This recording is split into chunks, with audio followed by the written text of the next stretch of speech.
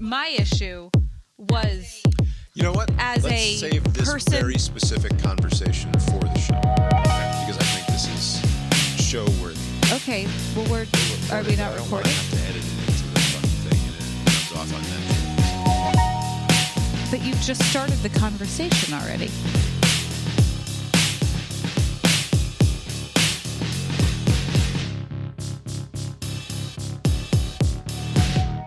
Here we are, Abe Cast Iron Brains, a podcast fully neglectful of its dog. My name is Bob, sitting across the way from my good friend and co-host. That's Abe. How you doing tonight, Abe? Doing well, Bob. Yeah, here we are. Lori's here too. How you doing tonight, Lori? I'm in the middle of an actual conversation. Lori is mid-conversation. Tonight is Tuesday, April 15th, 2025. Abe's favorite day of the year. That sick fuck that he is. It's tax day. We have 11 federal holidays, and today is not one of them. So, no, it's not among my 11 favorite days. It's Abe's 12th favorite There we go. day of the year. Is there any sort of festive atmosphere at the IRS on a day like today? Everybody show up? Don't answer that because I am picturing Succession, Inception, Memento. Severance? What's that show? Severance. I'm picturing the severance parties on tax day. There's nothing festive. No, a little extra bounce in the step on the 15th. Just knowing that, you walk into that. You walk into that building, and the ears on that building are burning red because everyone is talking about you in a post 9/11 environment, and the fact that the IRS was once the target of a domestic terrorist. Oh, that's right, yeah, in Austin.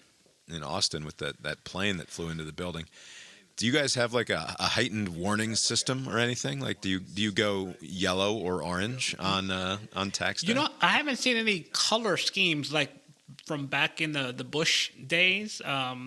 Maybe it's still in existence, but no one uses it. I work in a federal building, and it's also a public access building. So if you don't work there, right. If you're not from one of the many, many different agencies that are there, you have to go through some metal detector thing. And then after that, you can just, go wherever. Tell me more about the specific security of this building in very exacting detail. That's the gist of it. So that is always in play. There's no a day where they don't do that, So they're not more strict than that. Yeah. I'm looking at a CBS News headline that says IRS could cut up to 40% of workforce, memo indicates. Yes. I've seen now articles that have it 20%, 50%, 40%, and 25%. So it's an awful lot of people. A lot of percent, leaving. Yeah. If you cut 40% of the IRS workforce, do you think that revenues to the government will go up or down? Just if you had to guess. We'll find out, right? I would guess revenues would go down. Good thing we're going to get $6 trillion in tariffs, according to Peter Navarro, or as Elon Musk called him. And I heard someone on ABC News this week on ABC say, Peter Retardo, which was, I was waiting. I think I watched 3 of the Sunday shows, wondering who and when someone would mention the spat between Elon and Peter Navarro. And Navarro was interviewed by Kristen Welker on Meet the Press. He did this weird thing at the end where he's like, it's such an honor to be here. I'll come back whenever you want me to. I love being here with the second ever woman host of Meet the Press. We have no defense against other than tariffs right now. Very quickly, because we are out of time. Sure. Hey, I'll stay as long as you want. To the reports that you've been sidelined. I'll take Cory Booker's time. To the reports that you've been sidelined, Mr. Navarro. Yeah. Is that true? Have you been sidelined? This is like the Just world. Yes or no, because we're out of time. I'm here. Okay, so is that a no? I'm here on Meet the Press. All right. I think you like to think this is the top show on Sunday. I like to think so. I guess I'm here. I like to think so, Kristen, Mr. Navarro. anytime I'll come Thank back, you. okay? Appreciate it very I'll much. We hope you do. Tim Russell, you have that invitation. The second Thank female you. Thank you for being host here. in the history of the program. Thank you so much. Appreciate that. And it's like, calm down, guys. It's very weird what you're doing. I'm not sure specifically what's weird about it, but it feels weird to everyone right now. So stop. But Welker did not tell him, hey, what's with Elon calling you Peter Retardo? And I was rather disappointed. And I think my boy Chuck Todd would have. Yes. Or he would have at least thrown the tweet up on the screen, if perhaps while eliding the word itself. Right. But then, who's that blonde from Politico who wrote a couple of books? I forget her name. She's on ABC's This Week fairly frequently. Oh, yeah. I know who you're talking about. I can't place her name. I can't. I will not come up with her name unless I Google, and I don't feel like it right now. But she... ABC News contributing political correspondent and Politico Capitol Hill bureau chief Rachel Bade. She came right out with it. Yes, she said, I was watching that. Peter Retardo. Yeah. And I cackled, and I was much relieved, and I didn't have to watch any more news after that because I got what I was after on Sunday morning. I actually watched that first. I was like, what did she just say? Like, what? Just kind of slipped that by. No one really responded to it. This week, he's the one who got checked, and not just on the tariffs. Obviously, he took a step back on those after all indications were that he was not going to have a pause, that he wasn't going to do policies will exemption. never change. Exactly, and then all of a sudden the market spoke, and he's doing a 180. But it wasn't just that. It was actually the lead up to that was most interesting to me. I mean, there were a lot of people who are part of the MAGA coalition who, for the first time, were really coming out and pushing back against him. I mean, Elon Musk is in the Oval Office. He's in the cabinet room during these cabinet meetings, and he was out there pushing back against Trump's tariff policies, number one, and attacking Peter Navarro, his top trade advisor, calling him Peter Retardo. I mean, like, the fact that... it's not even that good. Like, as a nickname, Navarro Retardo, like, it doesn't quite work. But it has the childish, kind of aspect to it. Yeah. Anyway, before we talk about the news of the week, which is obviously all very serious, the thing about the dog is true because we're never at the field. We're neglectful of our pet. No, we're always at the field. Sorry, we're always at the field. How did you fuck that up? Because we're never at home is what I meant to say. And the dog, being a COVID dog, more or less, we got her, as I'm sure we've mentioned before, in February of 2020, before the pandemic started, but only just. Yeah, right? barely, right? Yeah. And so she spent her extremely formative years, especially that first year, essentially isolated from all other humans. Right. And during a time when any person coming over is like stressed, like, oh God, a person. Yeah. Right. What if they have germs? And during a time where if you're walking your dog in the neighborhood, everybody's always crossing streets to avoid, like, because we didn't know. Those first 6 months, it's like, what is social distance? We don't even really have rules at this point. Play it safe. Yeah. Right, just fucking stay away from people. Yeah. So anytime Which that you're is also not so bad anyway. Right, sure. But you're out walking around and you wouldn't even let the dogs sniff each other's butts, or because then the humans are standing too close to each other for the dogs to do any. It's like I touch the dog, and if the dog touches your dog, then you'll touch your dog, and we're all going to die. Right. Anyway, it's a very poorly socialized animal, with the exception of us, to the point where... And anyone who comes over... What she learned is that the only people to be trusted are the ones that come into the house and sit on the couch. And so a person who comes to the house will get barked at quite loudly until they come in and sit on the couch. And it's like, oh friend, I love you. I love you. You're on the couch. Yeah. You're just like the people who live here. You just sit on the couch. Yeah. Everything is fine. So, like, if a murderer or rapist ever wanted to come into our house, they'd get barked at a lot. I'm not sure if the attack would happen, but they could fend off any attack simply by sitting down on the couch and maybe until the attack happens. Maybe turning on the television. She doesn't even like when you tickle me. Hopefully, this murderer is not listening to this recording right now. Hopefully no murderers. But you can't live like that. You can't live assuming murderers are listening. That's true. I mean, with a wide enough audience. That's right. I doubt any murderers are listening to the Biffler, just statistically speaking. But I would say it's far likelier that there's a murderer listening to this podcast. Won't be a very long investigation. Like, all right, 3 downloads. Let's rule them out.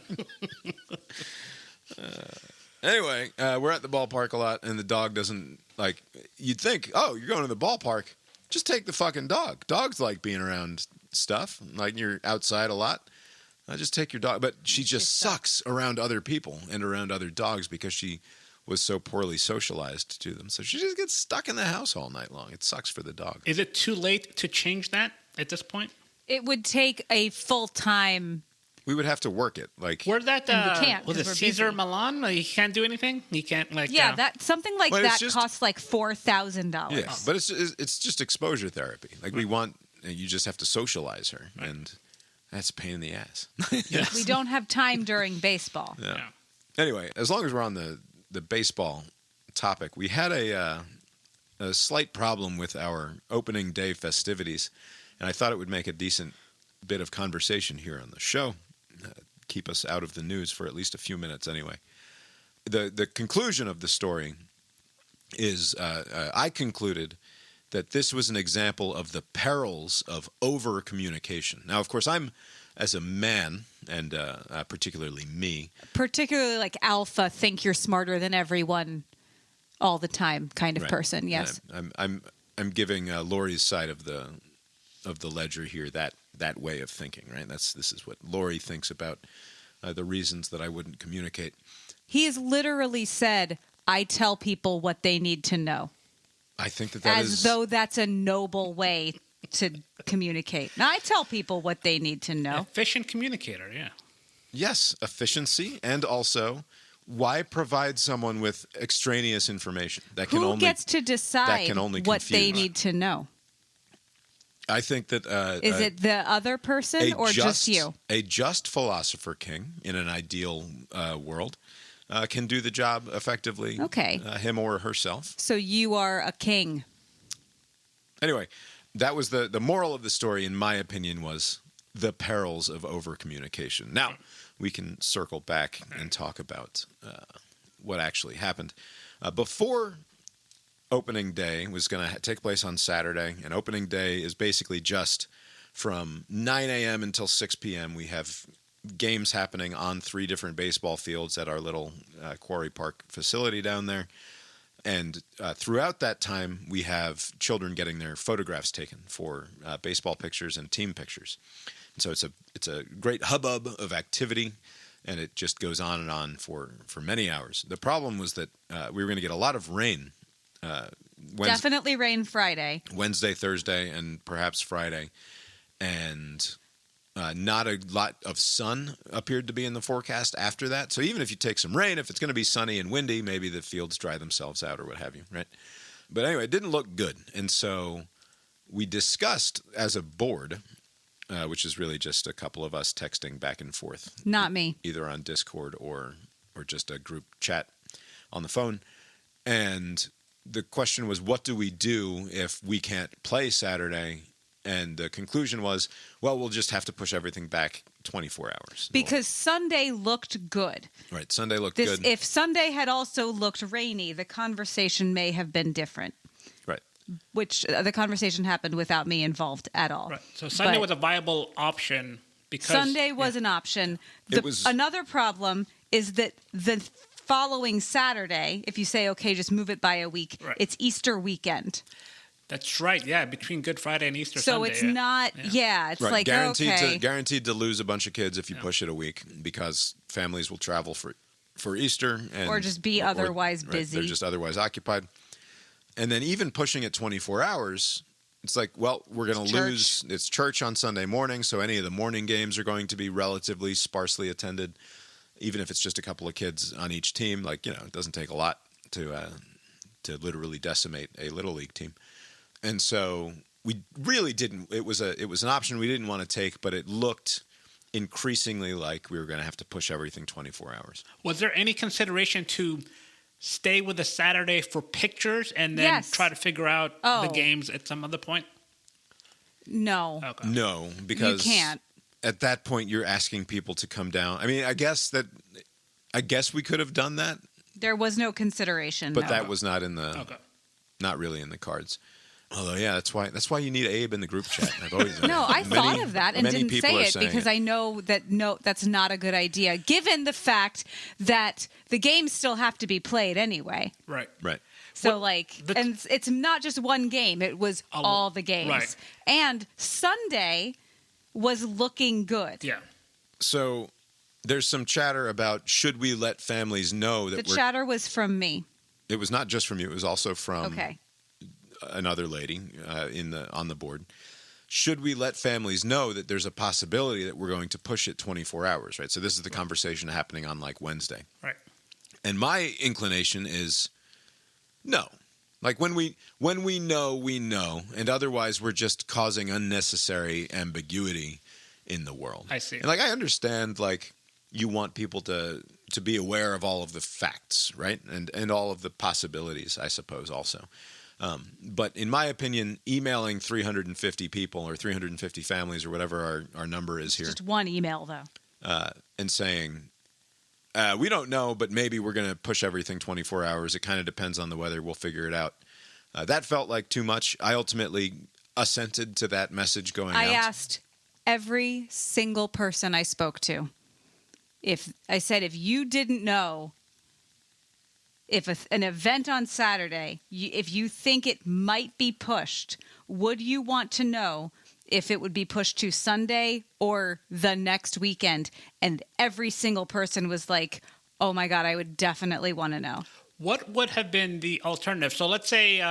Not saying anything. Right, but okay, was there like a time like, well, we have to communicate one way or the other by noon Friday? Was there some sort of... Well, what starts happening is you have people who are like, I'm going to just have to ask. Right.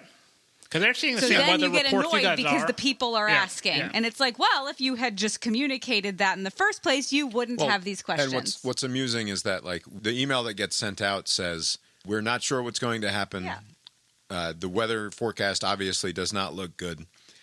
But in the event that we have to cancel on Saturday, our plan is now to push it 24 hours to Sunday. Everything stays the same. We just push 24 hours to Sunday. That is our fallback position. But for now, everything is on as scheduled, right? That's the email that goes out. On Wednesday? I think Wednesday, Okay. Yeah, and then one of the people on the board gets in contact with the photography vendor, the person who's supposed to be there taking pictures all day of all of our kids, and says, if we have to push to Sunday, are you still available on Sunday? And the answer comes back no. Okay. Which is a difficult thing, but like not a deal breaker, right? We can figure out team pictures if we need to another time, right. But it is a bit of a bummer that he's not going to be available on Sunday if we need him.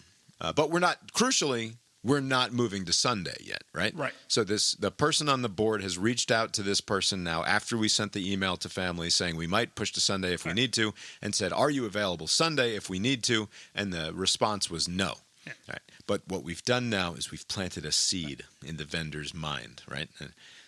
Planted that seed saying, we might not be using your services on Saturday, right? That's the seed that we've planted in the vendor's mind.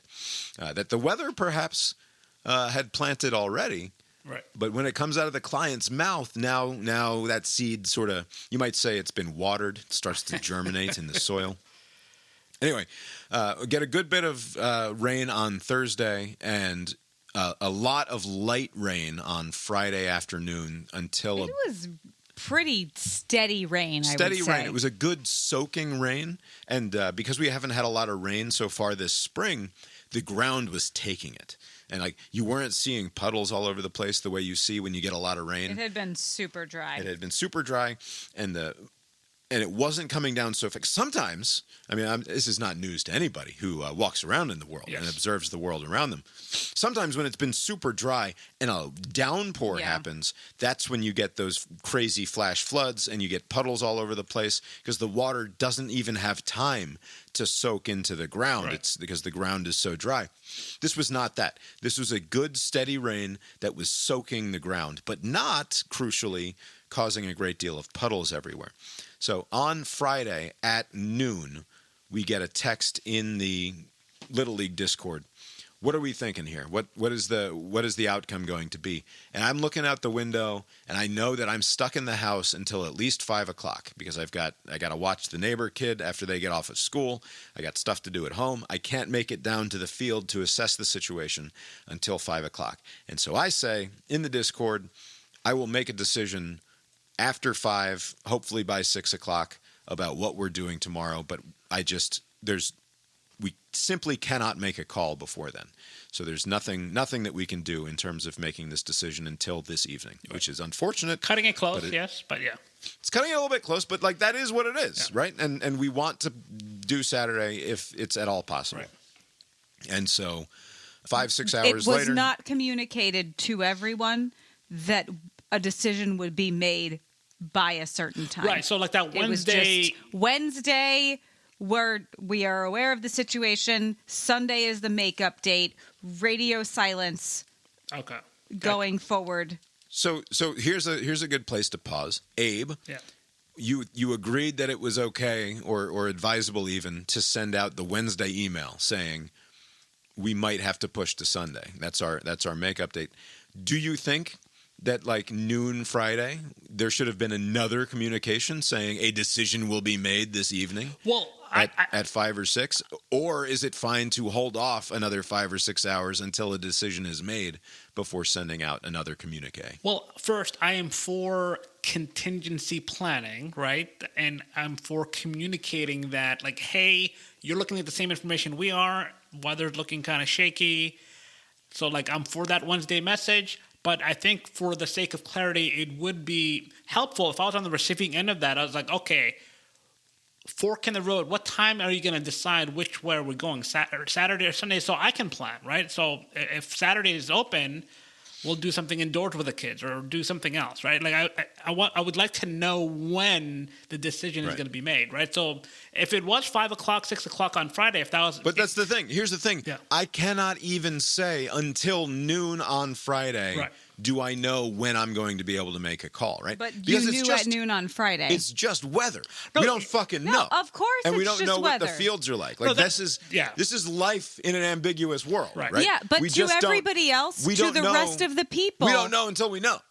We don't know until we know. But the people are thinking, am I going to go to bed not knowing if I need to wake up and get my kid to the fucking baseball field tomorrow? This is a time of instantaneous communication. No, nobody is like fucking up and like super worried, like sitting by the phone, waiting for it to ring or not ring, right? Hey, get off the phone in there. You're holding up the line. We might have to hear from the Little League. Like nobody's worried about that. The fucking text message or the email will come in alerting you of the situation at some reasonable time. But what was the implication? Like, what if like you waited until like the game time? Like, what is the first game? 9 o'clock Saturday? Like at 8:55, a message saying we're all in the clear? Like just for the sake of like everybody's on the same page, you want to give them some sort of like. Bob doesn't want everybody to be on the same page. Right. Bob wants to be the king. Bob's the philosopher king, everybody else gets to learn he decides they get to learn when he decides it. You're gonna send the Joaquin Phoenix thumbs up, thumbs down GIF like at 8 o'clock that night. Yeah, that's right. It took until noon. Or even almost 1 o'clock on Friday for me to be confident about when I would be able to make a call, which was just a few short hours. Like, so should I on Thursday have said, no. I'm thinking, but I'm not sure yet. No. Here's the latest thinking. No, the neurons that most recently fired in my stupid fucking brain are telling me that I can't make a call yet and that I probably can't make a call about making a call until noon tomorrow. So here's the email. I will be deciding about what time we're going to be making a call at noon tomorrow. That's an absurdity, obviously. No, that would have been insane. But when you said to yourself at noon, I bet tonight around 5 or 6 I will be able to make a decision. That is when if it had been me, if I had been you, I would have said to all of the coaches, I am going to make a decision at 5 o'clock. Okay, well, I had communicated it to the relevant opening day parties. The relevant opening day parties. Which are you decide who that is for some reason. No, it's just the people on the board, on the Discord. Yeah, but the coaches are the ones getting annoyed. And because the people are like, hey, what's the plan? It's fine. It's all fine. You didn't do anything wrong. Right. Anyway. It's weather is tricky. You can't predict how the weather's going to go. Right. Here's the bottom line. I get down to the field 5:45 or so. We also had to fully stock the concession stand. Yeah, very. Like, we did not have enough food to host an opening day. Also- so I had to behave as though Right. we're doing this tomorrow morning. Right. Like, I need to get coffee. Right. Was at this point the forecast for Saturday was decent? It was just whatever. Yeah, the forecast was holding. It was supposed to be a cloudy day with no additional rain. Chilly and kind of yucky. Chilly and kind of gross was the But whatever. Yeah. forecast. And we were going to continue getting a light rain on Friday until like 9 o'clock. Like, there was still a light rain going on until 9 o'clock. So, like, again, I cannot hammer home the ambiguity of the situation too much more. Like, you just don't know at what point does the amount of water that's come down become like go over that tipping point Right. of a good soaking rain to a bad puddling rain, right? So I get down there shortly before 6 o'clock, and I unlock the fields. I walk the fields a little bit and feeling actually pretty good about things. Yeah. Like, it's like, I think we can probably do this, and it's going to take, I'm going to have to get here 6 a.m., 7 a.m. at the absolute latest and start working the fields. And it's just like, turning the dirt over, putting drying agent out, putting field conditioner on, that sort of thing, and just getting everything ready. The good news is that everybody wants to play baseball. So when he says, I need to get here and start working the fields, it's going to be a lot of people. Okay. Yeah, that ended up being, It's not like on you. It's not exclusively me. It's half a dozen people down there helping out, getting nice. stuff done. But that was the call, right? I'm looking at the fields. I'm like, I think we can make this work. And I quickly pulled out the schedule and was looking at it and was like, I think if we just push these morning games, if we do a little bit of reorganization, and instead of starting at 9 a.m., we start at 11 a.m., and we combine this game onto this field and move this game to this other field, and we sort of condense things. Instead of it being over the course of 10 hours, we get all of these games in over the course of like 8.5 or 9 hours. We'll have enough time in the morning to get the fields in playing shape. Right. So that was the plan. I quickly redid a schedule for 3 different divisions of Little League Baseball. I sent it out to the relevant parties who then communicated it to the coaches, right? And this is all happening between 6 and 7 o'clock. And as soon as he decided we're doing this tomorrow, it's like, okay, now we need to go to Walmart. Right. Now we need all sorts of stupid bullshit for the concession Because stand. if we were going to push it to Sunday, we could deal with stocking everything tomorrow. Right. Whatever. So, like, problem solved in my head. Like, we're in good shape now, right? Everything's good. This is a stupid town, by the way, because to get from, it's not big, but to get from one side to the other is dumb. It's not very efficient. It takes forever. Yeah, it takes to get. It takes where like we 30 need to minutes. go. 30 minutes to get from where we were over to Walmart, and then you do the stupid Walmart shop, which takes a goddamn hour, and another 30 minutes back across town, and you're getting everything out of the whatever. Yeah, it takes a while. Time consuming. Couple hours go by, and I'm not looking at my phone the whole time because I'm not concerned with the phone. I'm concerned with getting this bullshit done with the concession stand, and everything for tomorrow is solved as far as I can tell. And then I pull out the phone, and a woman on the board has said, bad news, we don't have a photographer for tomorrow. It's like, Bob had just gotten done saying, like, not these words, but like, God, I'm awesome for pulling this off. Like, it was 5 minutes. What did you say? I believe what I said was, if this all, this all appears to be coming together, if this all comes off correctly tomorrow, this will have been like a fantastic success. Right.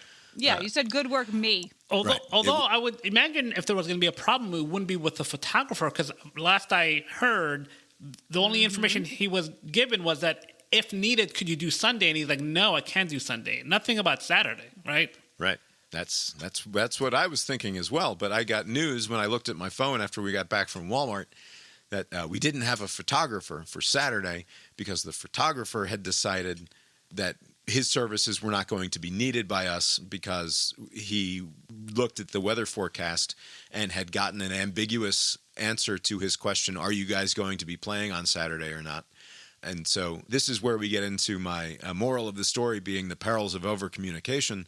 I don't think that's the moral. If my fellow board member had not communicated ambiguity about our situation on Saturday and instead said, we're on right now, right? Like we're planning on doing this on Saturday. And then saying, because, by the way, and I don't want to blame her too much. Like it's not her fault. It's not. This is unprofessional on the part of the photography vendor is the bottom line here.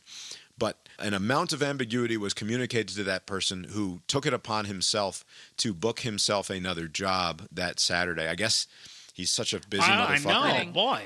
And it's his services, Charlottesville in April. His it services was a wedding. are in such demand that he can, like, he's got back burner jobs that he can just fucking pick up. And so he had booked himself something else for that Saturday that he wasn't willing to back out of, presumably because it paid better than 300 kids getting their picture taken in a little league. And we were out a photographer. And this is like, I'm finding out this information at like 8:45 on Friday night. Boy. And it's like, well, now everything is fucking turned to shit all of a sudden once again.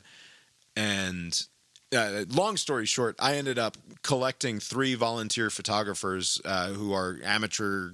3, interesting. I didn't know about 3. Amateur photo shooters. Where from? People in the Little League. Okay.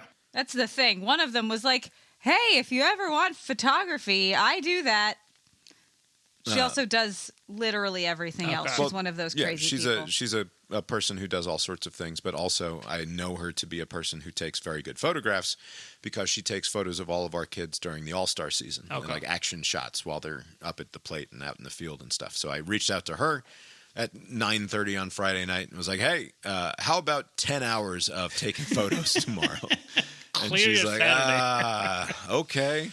Wow, and then, what a trooper. Neighbor lady who I know teaches middle school photography class. There we go. I called her up and I was like, hey, how about taking 300 pictures or so tomorrow?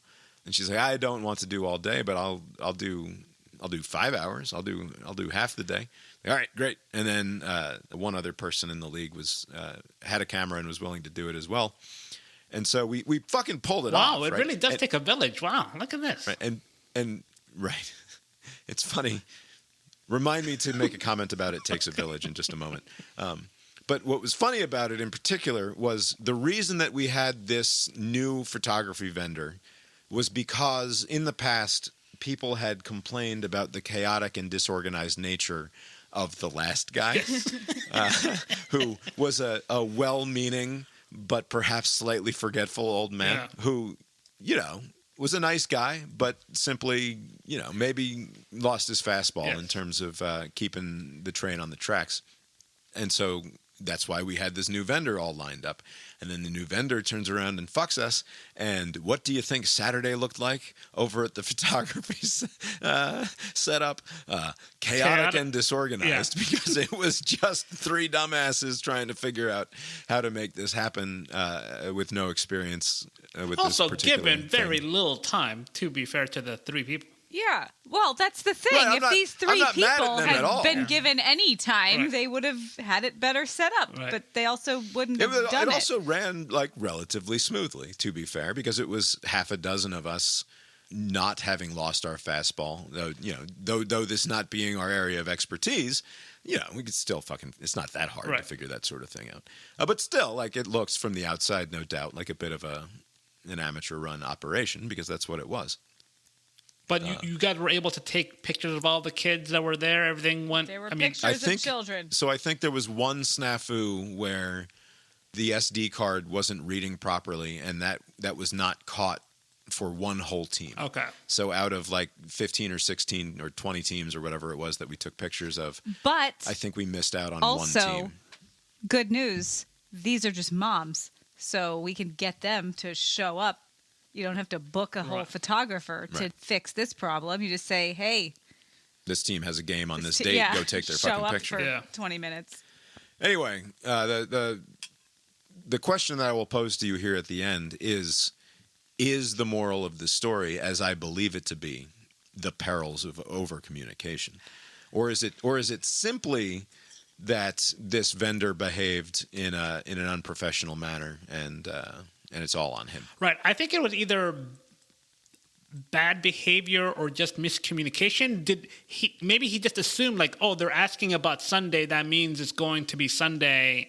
I see the weather forecast, and then I'm going to make alternate plans without him communicating that like until I guess Friday night. It seemed like there was a communication issue. I do think, on the whole, it's very good to communicate that the plan may change, because like what would be the alternative? Like, so the problem is that here's where I agree with you and where I disagree. On Wednesday, we tell him, we ask him, can we move to Sunday? Are you available? And then on Thursday and on Friday, he's reaching out, and he tells us no. Right. And then he's reaching out. So what's Saturday looking like? What's Saturday looking like? Because obviously he's got some fucking wedding on the back burner for $3,500 or something, right? Like he's got a big pile of money that he's going to either miss out on because we cancel our fucking games. And then it's like doubly so because there are only so many Saturdays in the spring, right? So, like, I understand it from a business perspective. I don't, because it's also my business. What do you mean? If I have a client, the snow is the best example. If the weather is looking dubious, and I have a client saying, "Hey, could I move my appointment to Saturday from Friday?" And I say, "No, I can't do that." I can't then go, well, I guess they're probably going to cancel. Right. So I'm going to call this other person and tell them to come in instead. Right. And then everything is fine. And that first client is like, okay, great. So see you Friday then. Right. And I'm like, oh, no, I actually booked someone else. Right. Like, absolutely not. and just to be clear, nothing was communicated to him that Saturday was off, right? It was just It was never definitively said that Saturday was off. I believe that on Thursday or Friday afternoon, early Friday afternoon, a final communication was made to the vendor that the person that he was in contact with within our organization said something like, I really don't see it happening. Like, I don't think, like, I think probably. That's where the problem is. Right. Yeah. Right. That's where they fucked up. The perils of overcommunication. But that's not overcommunication. This is a person trying to be nice, right? Shouldn't have been. Trying to be helpful and trying to be nice by being communicative, right? By telling all of the information to the extent that she believed it to be true. But you're letting one asshole be the reason not to tell everybody else. Are you calling me the one asshole? No, I'm telling the photographer an asshole. By the way, going forward, this person has proven themselves to be not the most reliable of partners. Like, is that relationship going to continue, or you guys? I don't know, because they did ultimately say, all right, you guys are going to take all the pictures. We will still take them, and if parents want to order them, like, we'll put together the packages or whatever. We'll donate all of the proceeds from the sales back to the Little League as a way of apologizing for our fuck up, which is nice. Not that nice. But my inclination is to just be like, nah, we're good. Yeah. Like, we've got all of these photos, and we'll find somehow to run them off if we need to. Adrian can figure it out. And we'll do it on the cheap. You could figure it out. And parents will pay like $5 or something instead of the normal $30 that they would pay for a package or whatever, you know, like, because of course the whole reason that this is lucrative at all to these photography vendors is because, like, we're not paying them any upfront cost. We didn't sign $1,000 contract or a $3,000 contract. They own with them. the photos. They own the photos, and then they sell them to the parents at $30 or $50 a pop, depending on whatever the. That's how photography works. Interesting. Yeah. So I don't know where we'll go with them moving forward, but ultimately I blame the perils of overcommunication. You would blame the thing you already don't like. It's literal confirmation bias. Yeah. Like you just yes, reality has confirmed my pre-existing belief. Like the amount of people who didn't cancel plans for next Sunday or for Friday, like there is a lot of good that happened because people knew that if we had to make it up, it would be on Sunday. Right, except that nothing changed.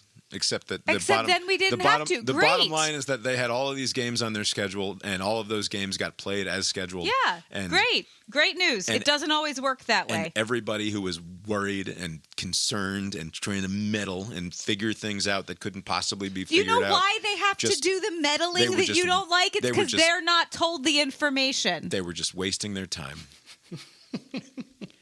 Because the world will unfold as it will, and there's nothing. But when you're the one in charge, making all of the choices, I'm not the one in charge. No one's in charge. The water comes or it doesn't come, and then you react to it. There's no one in charge. Who made the decision to move the games? I made the decisions about everything. That doesn't mean that I'm in charge. I simply reacted to the reality of the world around me. Anyway. I think so. Who's the asshole here, Abe? The photographer. Yeah, easy to blame the stranger. Yeah. Is perfectly fine. You said something about it. It really does take a village to make everything work. I have this kid on one of my teams. I'll be as non-specific as possible here. Who was a problem. You hate to say a problem. You could just say a problem. He was a problem on a team in the past. And you don't ever like to say, well, it was the coach's fault or, well, it was the kid's fault. It was just relationships, right? Like sometimes people don't mesh well with each other. And certain kids who are a problem for certain teams or certain coaches are not problems at all for other teams or other coaches. And it's not anybody's fault. Right. It's just the reality of human interaction, right? It's some people get along and some people don't. And a thing that I don't generally think too much about the thing that I'm good at, but a thing that is useful to me is my fairly consistent ability to be liked by all sorts of different people in different classes. Such a weird fucking thing about you, considering how you are. Well, Lori is convinced that I'm among the most judgmental assholes in the world. But as anyone who knows me well understands, as anyone who knows me at all understands, I'm simply observing. Yes. So, for example, my raised eyebrow that I might deploy upon you from time to time is not a judgment. It is merely an opportunity for you to do some judgment. It is an observation. And then fucking worst. It is only by me holding up the mirror of my raised eyebrow. Right. Do you then do the judgment, right? I'm not doing the judgment. Right. You're doing the judgment.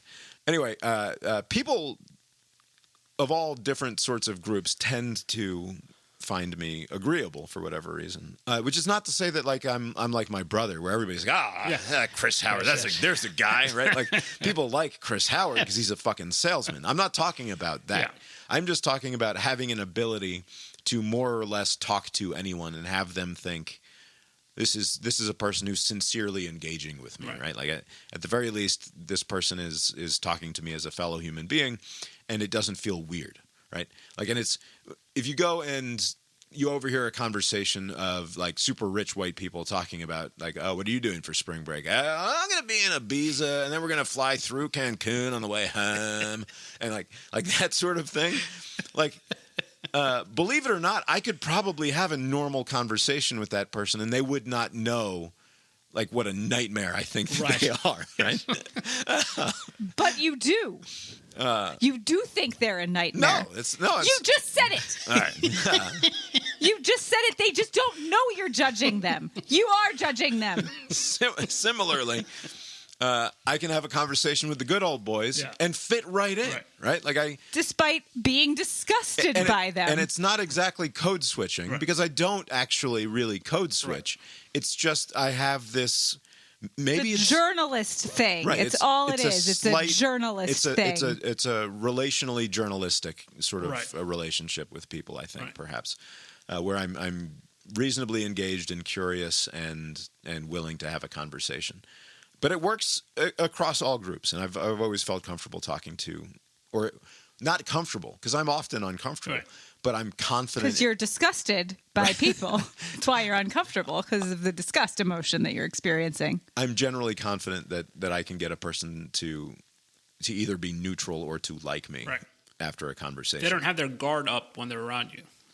Right.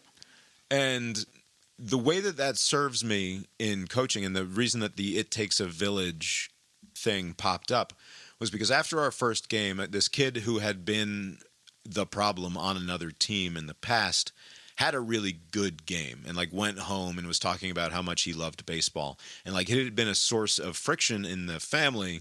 Like, this is a kid who loved baseball before and then had to miss a couple of years and then had a really bad experience with it because of the bad relational issues with the team that he was on. And like went to bed that night super fucking pleased with himself and with his baseball life, basically, right? And it made the dad super happy. And so like all was good in the world again with that family, at least from a baseballing perspective, which apparently is something that they value. And my reaction to that was, man, it really does take a village, because there's somebody in the village is enough of an asshole to be able to deal with somebody else's asshole, right? Like, and the way that the phrase is traditionally deployed is, it takes a village to raise a kid, right. and like we all have to help each other out, and we're all holding hands, and it's all kumbaya. Right. And the reality of the situation is, it takes a village because some people can't fucking stand each other. Right. But there's enough people in the village Right. that the people who can't fucking stand each other can go and not talk to one another for the most part. Right. And everybody, like the rest of us, will figure it Right. out. Everybody right? self-sorts into agreeable Right. groups. Yeah. So, yeah. It takes a village. Not in some fucking kumbaya Right. bullshit way. But But just also like, in that way. I guess also in that way, but mostly just in terms of like, the assholes will, as Abe says, self-sort, and we'll figure it out from here. But anyway, that's a great deal of baseball talk. Yeah. I don't know if that's interesting to anyone out I there. think in it's the more world or not. interesting than the news. I think Especially it's way better. the communicate, whether or not to communicate or not, that's interesting. By the way, before we get to the news, when you guys were contemplating whether or not to play baseball on Saturday, on Friday, I went out to have some dinner with some friends, and I don't think I've ever asked you guys, have you guys ever participated or taken part in any sort of food-related challenge, like at a restaurant? Like, can you eat this whole fucking course? Like show up and eat the wish. 40-inch pizza in an hour, and you get this T-shirt, and you don't have to pay for your dinner or whatever? This wasn't that. So we go to this restaurant. By the way, I did not take part in this, but a variant of What's the size of the group here? 6 of us or so. This was like the Biffler crew going after recording to eat. This is a ramen noodle place, like, I don't know, like some sort of Asian angle. And everybody gets their food, and somebody notices, hey, they have this, it's called the Fire Ramen Challenge. And it's a spicy ramen issue. So this is a spice. There's a spice component. You have 30 minutes to eat 12 ounces of this very spicy bowl of ramen that's like concocted with like just a bunch of spice, right? And so people in my circle of friends, you got Indians there. They think, spice is no big deal. I'm not the big fan of spice. I think it's a bit of a racket.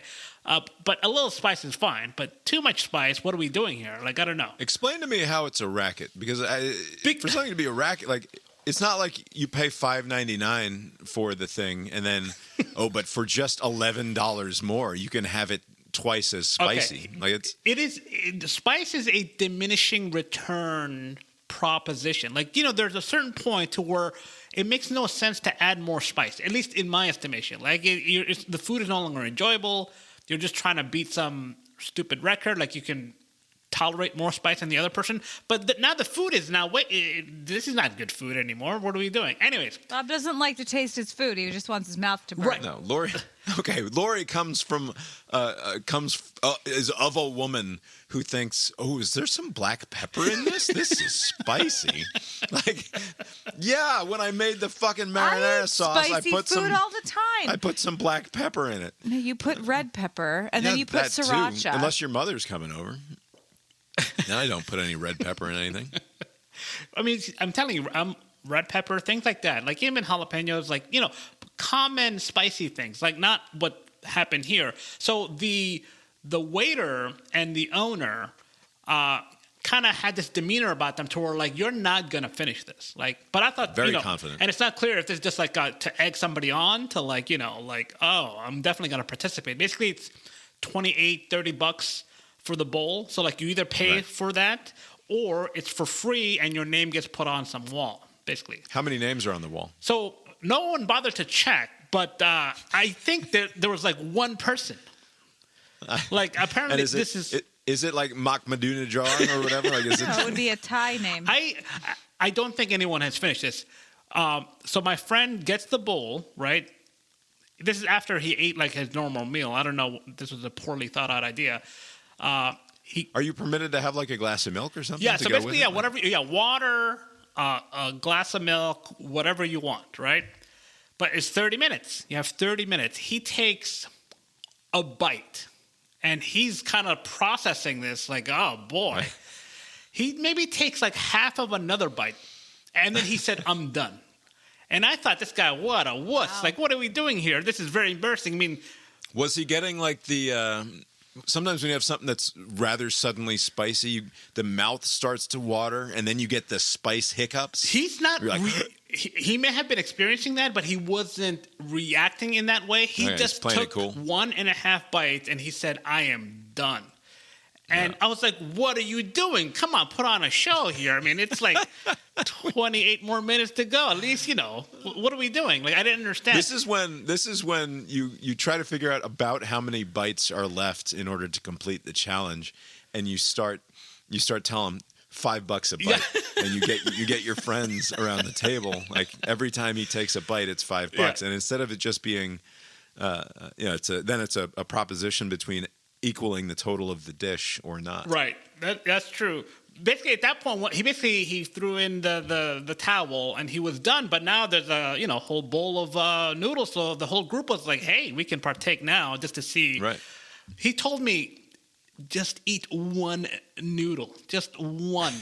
And I take one noodle, and it took me like 30 minutes for me to get back to square one. Wow. It was the hottest thing I've ever. I was like, I could not.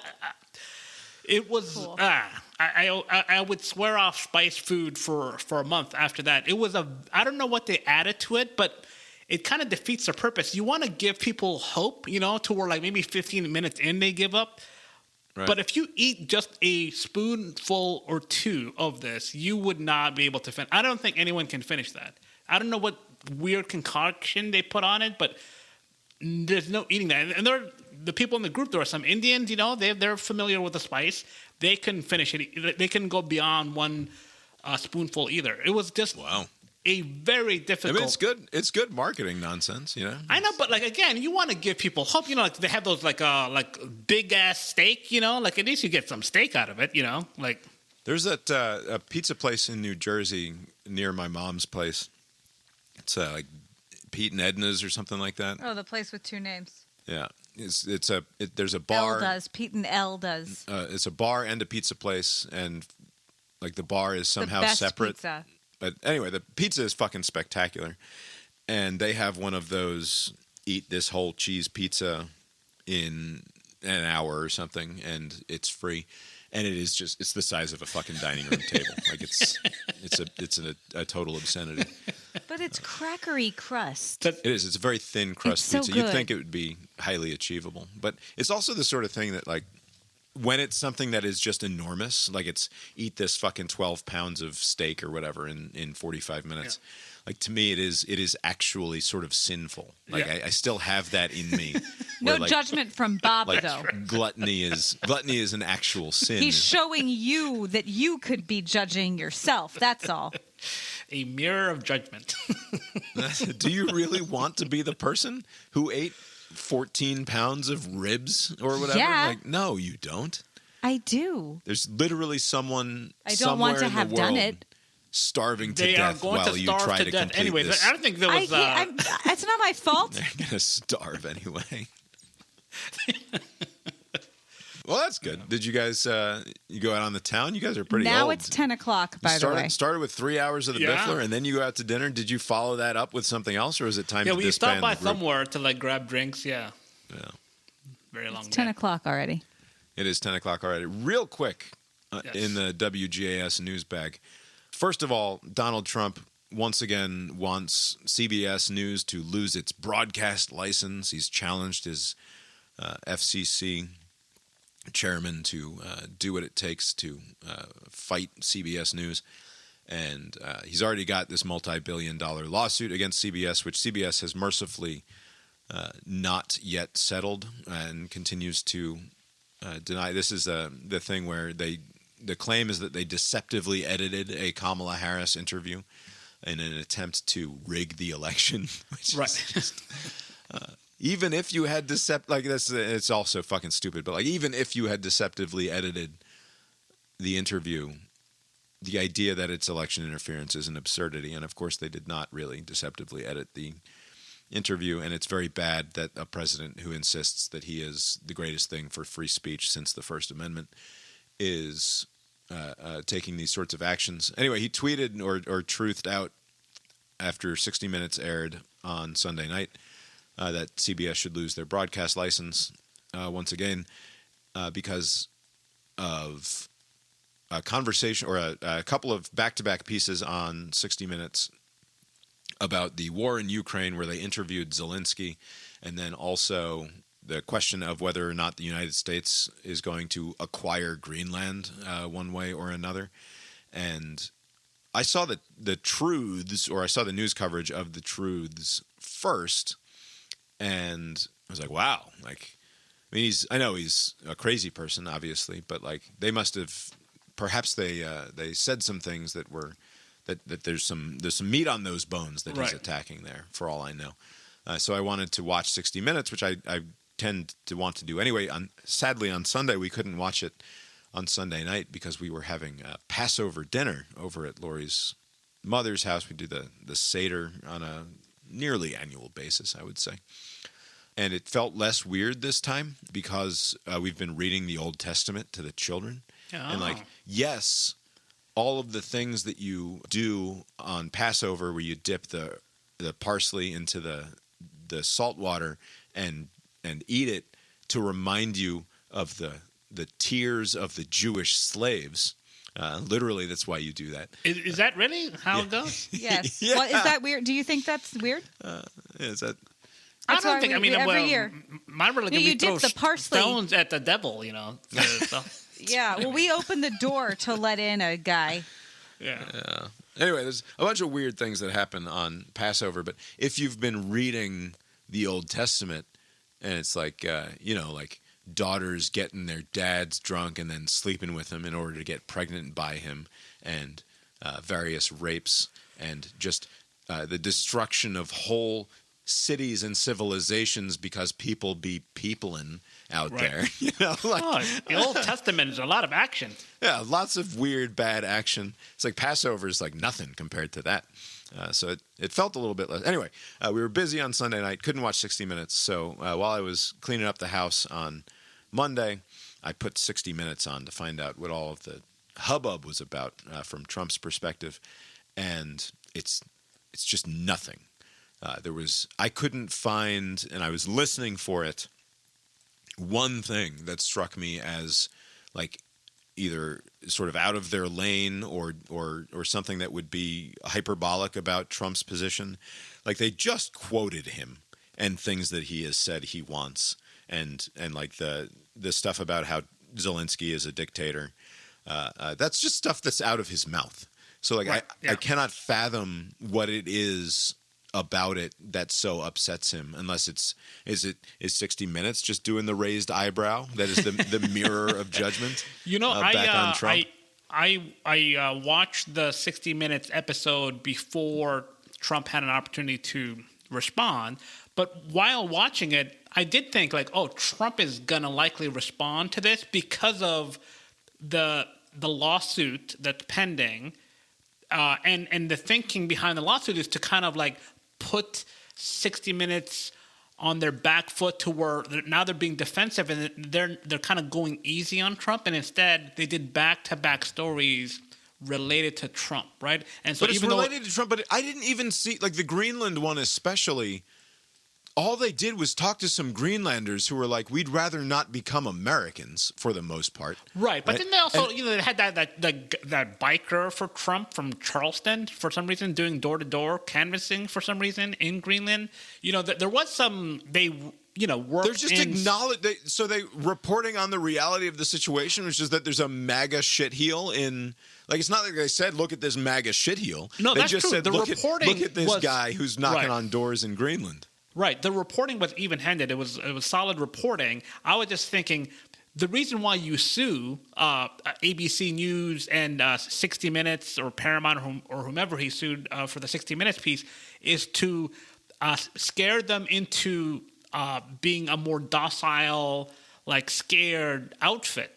And so for 60 Minutes to say, well, even though the lawsuit is pending, our producers and our hosts are still going to cover you the way we would, is likely going to get a reaction from him. So I wasn't surprised that there was going to that he reacted. Guess. It just the 40 minutes of coverage felt so very down the middle to me, and not at all. There was none of the what you might see on CNN on a Jake Tapper show or whatever. There was almost no editorializing that I could really put my finger on. Right. It was just telling you what the fuck was going on in the world. And that was damning to Trump, and so he didn't like that. Right. At the same time, by the way, that he again over the weekend is talking about how Zelensky is a dictator who started this fucking war. Right. Like he did that again over the weekend. Right. As they're trying to move some sort of a peace thing forward. Even when there was I think Zelensky or Ukraine, they were like, we'll pay for some weapons package, and he's like, you wouldn't need this weapons package if you didn't let Russia invade you, or if you didn't start this. I don't understand that line of argument. Right. Well, he's talking about the dead kids because there was a bombing on Palm Sunday of some fucking church, and what was it, in the 30s of the number of people that died, and in northern Ukraine. And his response to that, when talking about it, was to once again blame Zelensky for starting the war. Right. Oh, I don't know. He's always looking to purchase missiles. He's against. Listen.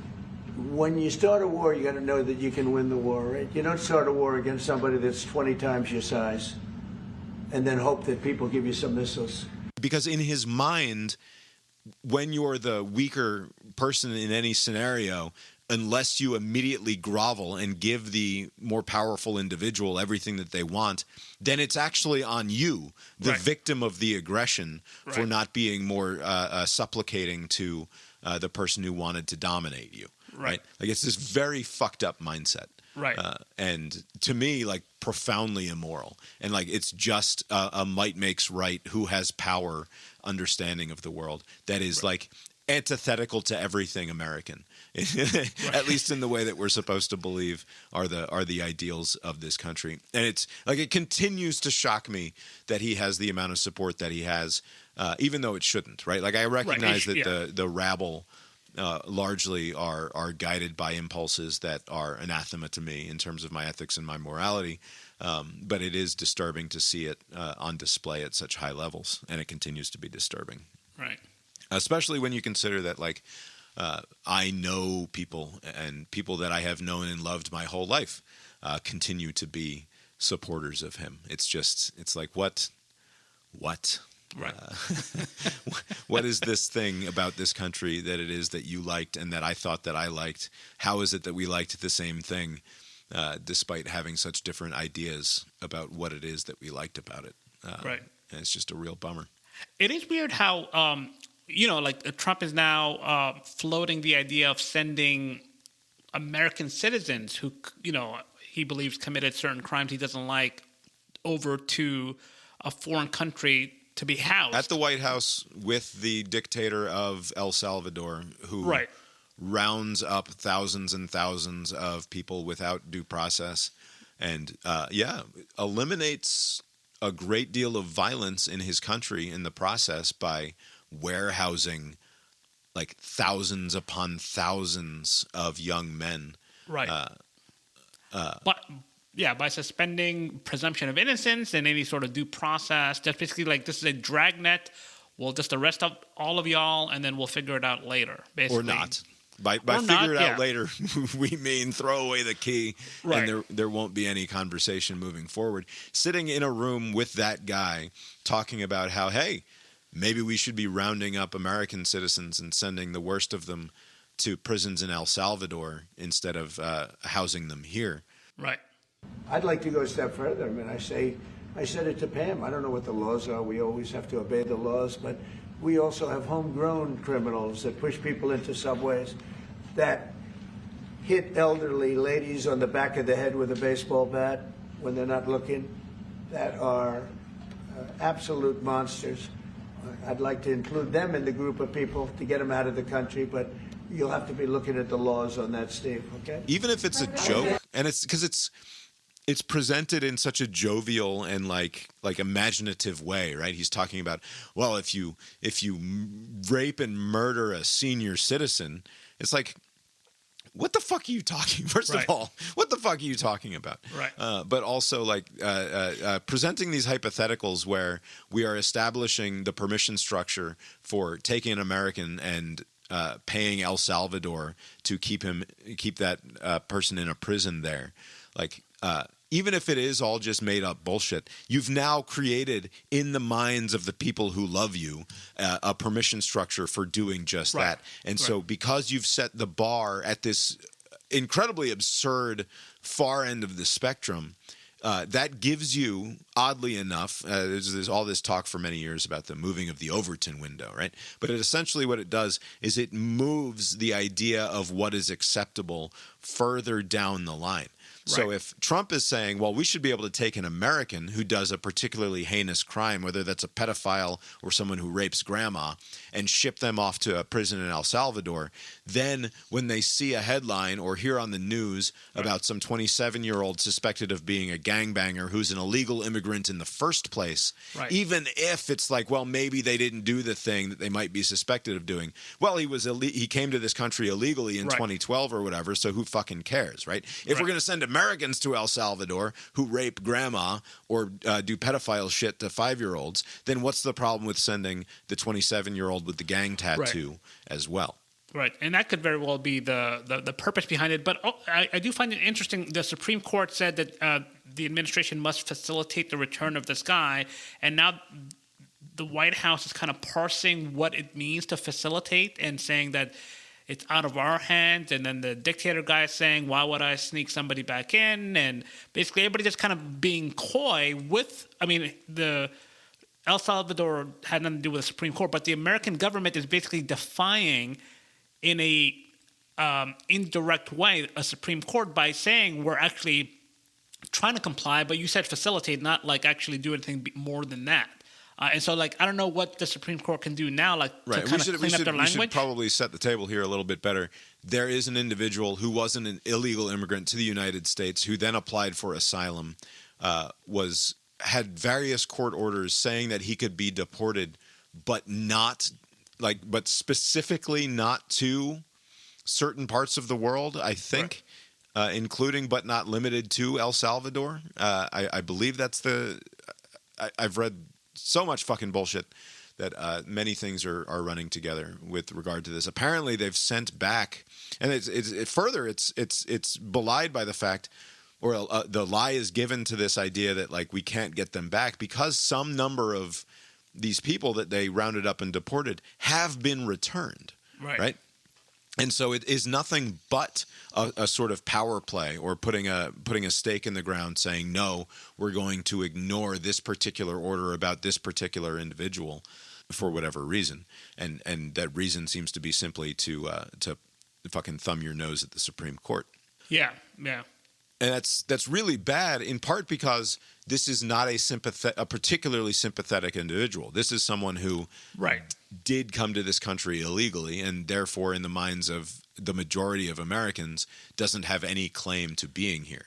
So it becomes like this weird reverse Kafka-esque thing where in the minds of MAGA and in the minds of a majority of Americans, arguably, like, what do you mean we're going to force El Salvador to send back an illegal immigrant that we sent away, right? Like, why in the world would we do that? in the court of public opinion, sure. I just find it interesting that they are kind of playing cute with the Supreme Court when it comes to this ruling, right? Like I don't think I've ever seen a scenario where the Supreme Court had to like send a follow-up clarifying what they meant, like because they're trying to facilitate in such a way to where they don't have to actually do anything. And so, like, what does the Supreme Court do now? Because, they can claim plausible deniability, like, we're trying to follow your ruling, but what does Roberts say? can't. You just send a note back that says, "Get the asshole back, dumbass." Right. Yeah. Right? Like, and is this a crossing of a Rubicon of some sort? Is this finally a constitutional crisis? Right. And can it be a constitutional crisis that is created out of essentially nothing, right? Like something that you wouldn't think, like, of all the dumb fucking things to have a constitutional crisis about, it's whether or not this asshole should be returned to the United States. It's almost similar to the tariffs thing. All of this stuff is just bullshit of Trump's own making for no reason. Right? Like the Liberation Day happened on April 2nd, and then what was it, last Wednesday or Thursday when he rolled back the majority of the tariffs? Right. What did they brand that as, like prison day? Are we throwing the cuffs back on our fellow Americans day? Like what the fuck was that? And like it's funny because like we talked, like we spent an hour last week talking about like how do we read the Trump tariffs in either the most sort of kind way, like what is the best case scenario here? And it's like, a 20-year process in which administration after administration sticks to their guns, and Trump is truthing out about how my policies never change in all caps, and then fucking 72 hours later things are completely reversed on any number of things. And all of the dumbasses who went on television proclaiming that the tariffs would never shift and that this was not a negotiating standpoint, even as Trump is saying, well, no, this is just an opening for negotiations. It's fucking amateur hour, like at the baseball field with the photographers. Like they clearly have no idea what they're doing, and all of it is just chaos of their own making for no good reason. Right. Okay, speaking of, what was the holiday Passover? Yes. The governor of Pennsylvania, like another almost, wasn't Pelosi's husband, like the guy tried to do something with a hammer? Because like this guy also had a hammer. Yeah, I didn't read anything about this. So this is Shapiro, governor of Pennsylvania. I only saw the headlines. With the stroke? No, that's Fetterman, the senator from Pennsylvania. His disability is that he's a Jew. Yeah. Shapiro is. I could have used a chuckle or something there, so it didn't seem like. I'm just really tired. So that we don't all sound like it's only. No. Funny. The funny if thing we was laugh at dinner, at my anti-Semitism when because my mom then said she didn't like dating the Jewish boys, not because they were Jewish. Yeah, Lori's mother at the Seder, was talking about how her parents they moved to Chevy Chase, Maryland, in part. Which, by the way, on reflection, this has got to be the most self-centered understanding of why your parents did a thing. Which I don't know if you're listening, Andrea. She listens. Apologies, but I think she said the words, "We moved to Chevy Chase, Maryland, in part because they hoped that I would find a nice Jewish boy." Not just her sister too. That her and her sister would find nice Jewish boys, too. And it's like, I believe that might have been a side benefit in the minds of your parents, but the idea that they moved to a whole new city just to make sure that you were around nice Jewish boys, like that, I doubt it. It's an oversimplification, but it's the right direction. Yeah. Large Jewish population in Chevy Chase? It's just better schools is the new terminology for that. There we go. Anyway, she says, but as it turns out, I didn't want to date nice Jewish boys, not because they were Jewish, to which I said, yeah, but kind of because they were Jewish, right? Like, it's not their nature, but their behavior, you might say. Anyway, that was a good anti-Semitic joke that I made over Passover dinner, too. Anyway, what were we talking about? The assault Ben on Shapiro. the governor's home. Oh yeah, not Ben Shapiro, Josh Shapiro, that other Jewish first name. Apparently, he had dinner with friends and family, and then this crazed man who looks much older than his 38 breaks in, had a little Molotov cocktail situation, burns part of the home, and it has a hammer. And were he to get his hands on the governor, he would apparently bludgeon him because he didn't like him for whatever reason. Apparently, the family only survived because of a shut door or something was a headline that I saw. That if not for... If they had just let Elijah in. Yeah, they'd be dead if they had left the door open for Elijah. Also, where the fuck is the security? Like, this is... I don't think governors have as much protection as the president. I got a bigger question for you, Abe. Where the fuck is the FBI? They were all over the plot to take down Governor Whitmer. In Michigan, and this guy gets right into the residence and burns it down. It's hard to anticipate somebody who has no plan, Well, get out there on Facebook and start fishing for people who might be interested in burning down gubernatorial houses and bludgeoning people to death. Yeah. Round them up, put them in jail. The mother of the suspect is almost blaming the system because I was trying to tell y'all this guy is crazy, and apparently she tried to seek help for him through the cops, and no one was doing anything about it, and then he did something about it. Yeah, that's a bad time. Yeah. Do they know anything about him aside from just him being crazy? He harbored some resentment towards the governor. It's not clear if it's because he's Jewish or if because he's a Democrat, or if it's not clear why he doesn't like him, or if he's just crazy. But he didn't seem to like him. Yeah. Anyway, to sum up the Trump news of the week, I think is just to say that this guy continues to behave like a monarch in ways that are anathema to me and should be anathema to all of you. As we should not be relying upon one single individual and their bad ideas and whims for not just setting the policy of this country, but for upending the entire fucking global economy for weeks at a time for no good reason at all. Right. Especially when he doesn't have any idea or coherent idea about what the fucking plan is, right? And that is entirely proven by the fact that he went back on most of everything and then rolls back the tariffs even on China on the most important stuff, right? The electronics and stuff that most people are concerned about in terms of not being able to buy at reasonable prices. It's all very bad and dumb. The presidency has grown too powerful, and so maybe hopefully the lesson from all of this will be rein it all in, let Congress kind of sort it out, because at least it will slow things down. As far as the pace of change will be slowed, which is how the system should work. It is an amusing, immediate about-face turn on the feeling that we had for much of the Biden presidency, which is maybe the imperial presidency is over if Biden, who seems to barely even be around, right? It's presidency by sort of administration, right? It's just the behind-the-scenes people are doing whatever it is that they're doing, and Biden seems to be mostly a non-factor. And he's just there for the signature, right? Basically just a functionary almost, but you're right. Yeah, it's kind of swung the other way. Yeah. All right.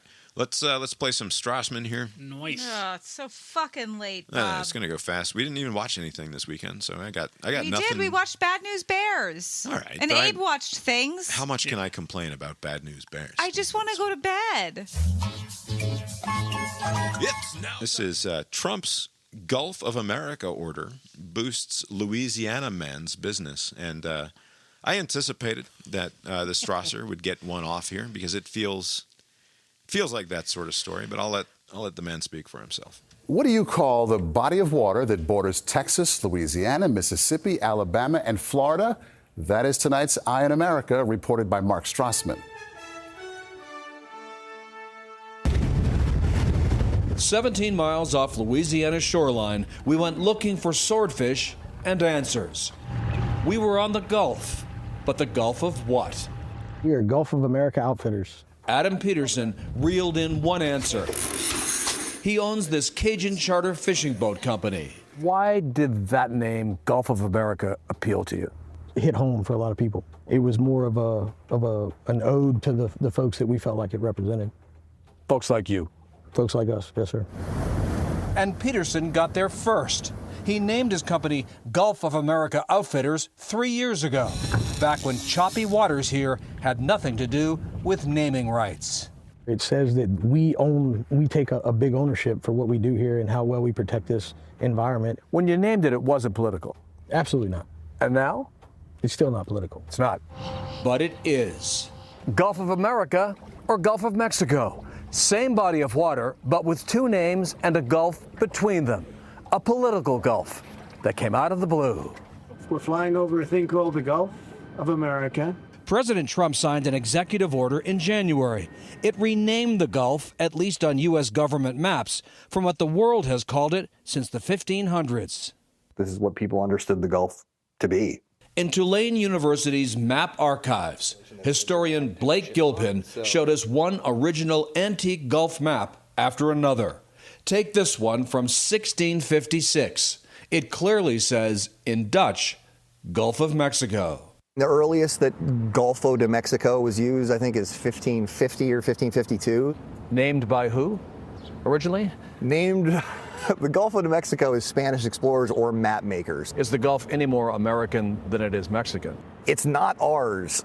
It's always been an international body of water, but also an international trade network. It's like the quickest way to tell what is someone's politics. Do you support Gulf of America? Do you not? You're going to know what part of the political spectrum they sort of hail from. Adam Peterson does and has from the minute the president broke with precedent, but for commercial reasons. Business is up? Business is booming. Give me a sense of it. February, we saw 540% growth, which is, I would say, is a pretty big deal. I can't deny that there was an impact from the name change. Then again, up and down the Gulf Coast, most people use neither name. They simply call it the Gulf. For Eye on America, Mark Strassmann, off the coast of Louisiana. The White House banned the Associated Press from the Oval Office because the worldwide news agency continues to call it the Gulf of Mexico. A Trump-appointed federal judge ruled yesterday that the ban violates the First Amendment and ordered the AP's access be restored. The White House is appealing. All right, Abe, did CBS News' senior national news correspondent, Mark Strassmann, get off a good one? Boy, did he. Strassmann gets off a good one. What a nice report by Strassmann. I've been watching Rapid fire. Strassmann over the last few days because the CBS morning show is doing this goofy stunt. That's right. Gayle up in King went to space. fucking space, and Strassmann is like the not only senior national news correspondent, but like he is their main space guy. Yeah, too. he's like I guess like a space nerd. Yeah, because he's just all over it. It's like, oh, I wish I could go. Like just interjecting for some reason. But in this piece, boy, like the Gulf of what? He reeled an answer. He got a gulf between them that came out of the blue. Just the out of the blue, I think, is just fucking prime because But that's about the sky. I know, but he's on a boat with the gorgeous Gulf behind him when he says the line, "A Gulf that came out of the blue" or whatever, and it's just divine almost. Right. Well done, Mark. I also do like that.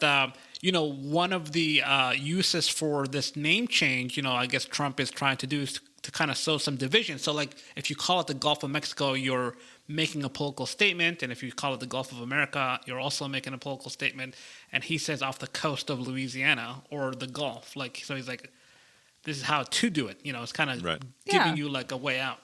It's as dumb as when you would accidentally say the Democrat Party instead of the Democratic Party, and it's like because that has been declaimed, like that somebody has put a flag in the ground saying this is a political act that you're doing, right? And you like stumble over your words and you don't even do it on purpose, right? Is this so? We've talked about this in the past. This Gulf of America nonsense.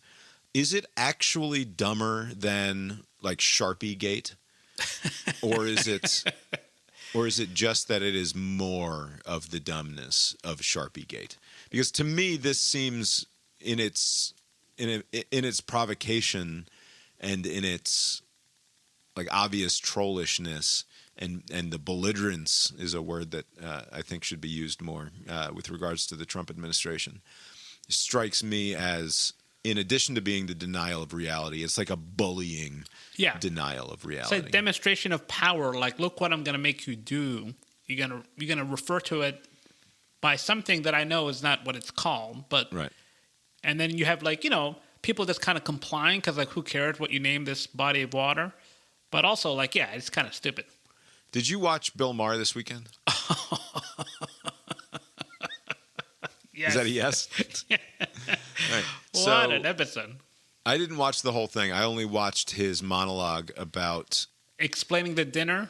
Right. So not even the monologue. He presented in the interview segment as him talking about like a book report. Right. His time at the White House, because he apparently is friends with fucking Kid Rock. Yeah. Yeah. And he had him on Club Random, and he's been on the show, and he was like, hey, you should have dinner with Trump. And for whatever reason, it took him up on it. Right. I will make sure there's a link in the show note, brainiron.substack.com, to the YouTube clip of Bill Maher talking about his dinner with Trump at the White House.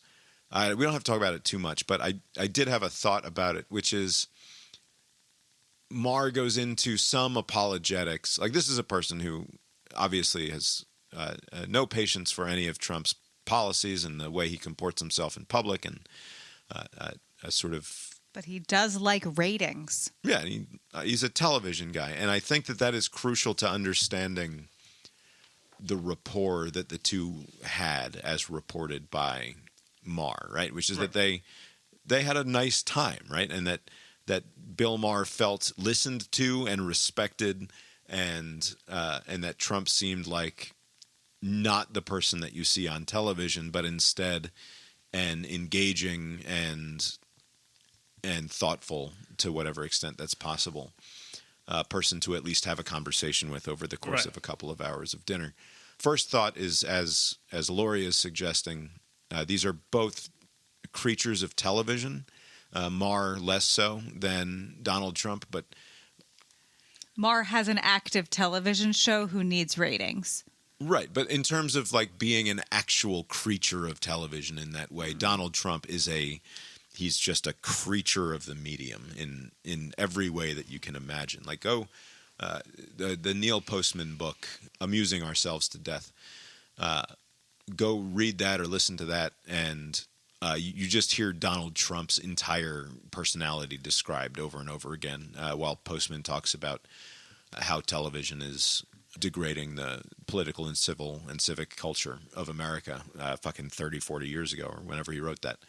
But to the extent that Trump has any respect for Bill Maher, it is because Bill Maher has been on television for 30 years. Right? Like he's like a fixture, he's a fixture in the way that Trump likes to imagine himself as a fixture in the television culture. Right. Bill Maher, even though he's been relegated to HBO, he used to be on ABC, big deal, as a network guy, but now he's over on HBO with poor ratings or what have you. But still, a person that Trump begrudgingly respects because of how long he's been on television. It's the only way Trump understands the world, right? You don't matter unless you're on fucking television. I think that is pretty sound understanding. So I think there's that aspect of it, but also there's the thing that Maher was sort of driving home in his book report about dinner with President Trump was, it is important that we talk to each other even if we disagree. Because when I sat down with the president for 2 hours, I found him to be markedly different than I imagined he would be based on what I see on television. And I know the point that Bill Maher was getting at, but the fact that he was doing it to some extent in service of Donald Trump felt particularly gross to me, because he neglected to point out the key point here, which is that if Donald Trump is this thoughtful and engaging person behind the scenes with a fellow television personality, why does he play such a fucking prick on TV? Right? Why does he pretend to be one of the most staggering pieces of shit that the world has ever known? And why does he do it all the time? Right? Yeah. And it matters that and in fact, the only thing that matters is who Donald Trump is pretending to be. Right. In terms of the performance of being the president. And I don't know why Maher felt that somehow it was revelatory of something good that Donald Trump is not the abominable snowman behind closed doors. Right. Like, oh, he's not fucking Sasquatch 24 hours a day, 7 days a week. It turns out he's something else. Well, then actually everything's much worse than it is. You know, I was shocked at how naive Maher came across in his explanation, because he says that, he's putting on a show to the public, but then in private, he's this other guy, right? So he can see that Trump puts on a performance, but he doesn't recognize that perhaps he was putting on a performance for Maher, right? Like, I'm just going to schmooze this dummy for 2.5 hours. He's going to report back that I'm like something that maybe I'm not, right? Like, and also, like, it's already been known that Trump is a schmoozy guy, like, in person, right?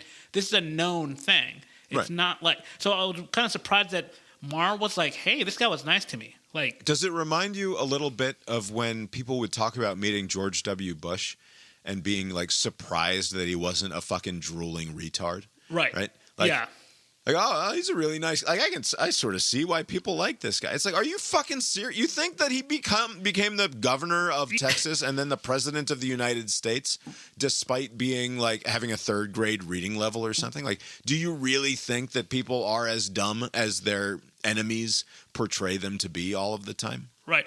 That's true in general, but like with the reason why, I mean, I guess I'm the only one that still watches Maher. I've always watched him just out of habit. Bunch of people watched just now, though, I bet. Oh, yeah, they did. But I just couldn't get past the fact, I mean, my memory is pretty shit, but I think he had Geraldo Rivera like 10 years ago during the first run of this, right? And he said some complimentary thing about Trump. Like, if you talk to this guy, he's actually not bad. Like, he's not as, like, he's making the point that Maher's making now, but in Maher, like, pushed back very, like, I don't care what he is to you in private. Of course Trump is ingratiating in person. Right. Like, it's so obvious. Like, that's his whole thing, is that he's going to be ingratiating in person. Yeah. So to me, like, I just was like, am I like taking pills? Like, why is Maher on the other side of a point that he was making like years ago? But the funny thing, when you have a chance, Bob, I mean, they shortened the panels because he had like the opening monologue, his little book thing, and then he had Steve Bannon on. So that ate up most of the show. There was only like a 15, 20-minute panel. Yeah. But one of the panelists, Josh Rogan or some random person I've never seen before, he's never going to be back on the show again because he had Piers Morgan on also. He was the other panelist. And he's talking him up, like he's talking Maher up because he's like, yeah, you should talk to one another, both sides, lower the temperature. And they go to this random schmuck, and he was like, like, you got played, Bill. Right. Like, you were just a prop in Trump's whatever, right? And from that point on, Maher, any opportunity he had to take a dig at this guy, he would. Like, he just kept on going after this guy. I've never seen somebody treated the way Maher treated this guy, and and I think he even said like he was like a bad guest or something. Like even though the guy was trying to make a joke, it was just a very fun, like cringy, train wreck television. Yeah, worth checking out. But because I think it kind of like because I think the audience was receptive to his Maher's point of view, and Morgan was also. But this guy was like, "What are you doing, dude? Like you just got played," and he lost his shit. It's funny watching in this same vein. Maher is always going to get the laughter and the clapter in his opening monologue and anytime he makes a joke, because that is the actual literal demand of you being an audience member in the studio, right? Yeah. To the point where they laugh and clap at not punchlines. Yes. Right? Like, it's just a pause and then they're laughing and clapping. And like, oftentimes Maher like looks around and is like, what the fuck are you idiots doing? Like, this, the joke didn't happen yet. And then he goes on to tell the joke, and the joke is not funny because he's not It's got to be the worst. I haven't watched late night television. It's the same as before. Yeah, I know, but it's so bad, right? Like it is a Leno level of bad jokes, and he always gets the laugh and he always gets the clapping, and like of course that guy is going to like, and he even made the joke about how he knows fake laughter when he hears it because he's that guy. He's like I really got laughs out of Donald Trump. It's like, oh man, that's all it takes, huh? After 10 years of talking about what a monster this person is, and being on the right side of things, all of a sudden, this is all it takes. Poor showing. You've been listening to Cast Iron Brains, a podcast with Bob and Abe. Find the show on Substack, brainiron.substack.com for more from us, including the Billboard Hot 100 game. It's a lot of fun. I don't have to oversell it. I just think we're having fun over there, and you should go check it out, brainiron.substack.com. The opening and closing themes of the show were composed by Mark Gillig, tetramermusic.com, TETRAMER music.com for more from Mark. Abe, did you make it to the movies this week? I did. I went to go see The Amateur. This is with Rami Malek from that biopic from a few years ago, the Freddie Mercury one. The Freddie Mercury movie. Yeah. He is a CIA agent. His wife is dead, and he seeks revenge. But unlike the Jason Statham type of revenge, he uses like technology and his like analyst training to go after the people who did his wife in. And so he's not like punching people or beating them up. He's just like some scrawny guy. So, but he's using his intelligence. Wasn't he on an AMC show where he did just that? Changing their passwords and stuff. He was. I think like he was kind of out of it. Like I forget what the name of the show was, but Mr. Robot. Robot. There you go. We never watched it, but I always saw the ads because it was like late Mad Men era or something. Go ahead. I was just going to say the way that Lori feels about Joaquin Phoenix being like too weird and intense to enjoy the acting performances of, that Rami Malek has some of that going on. That's literally what I was going to say. I was like, he is constantly making like an acting face. Like he just has this face to where it's just him. Like it's whatever role he's in, he just has a like. I don't know if it's like his intense eyes or just his jawline, or there's something about him where he's just not like blending into the character that he is. He's just like he's always making a face. Like I'm acting right now. Look at me. Right.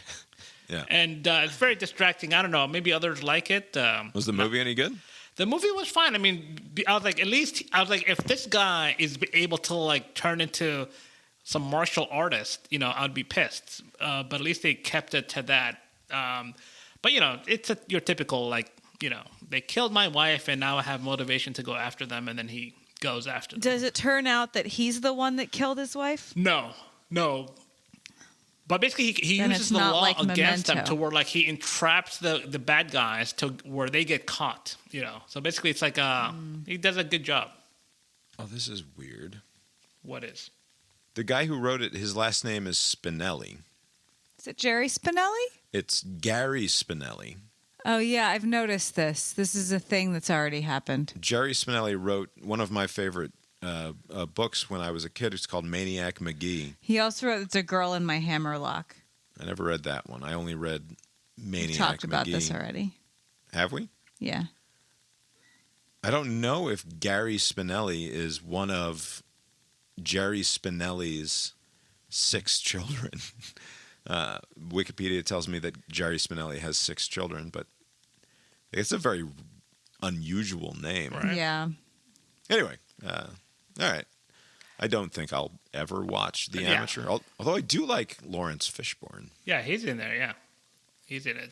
I at home on Sunday. I'm not a watcher of golf. I don't play golf, but Rory McIlroy has this story where he's kind of a choker, and I saw like, I wonder how he's going. By the way, the story is that he's a choker he's won multiple championships in the past. But when it comes to the Masters, he has not been able to close the deal. And so I was thinking, he has a lead going into Sunday. I better tune in. This is almost as good as going on Twitter or YouTube and searching up videos of dudes breaking their legs in spectacular fashion. Rory McIlroy might just dump a bunch in the creek. Yes, that's worth watching. It's a mixture of leg injuries and also field goal kicker shanking.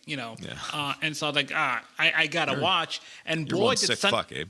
Did Sunday deliver? Because I thought he was going to choke it again because, on the very final hole, all he had to do is just put it in. I mean, again, not a golfer. It looked pretty easy. It was right there. I could see the hole. Just do the thing. How difficult can it be?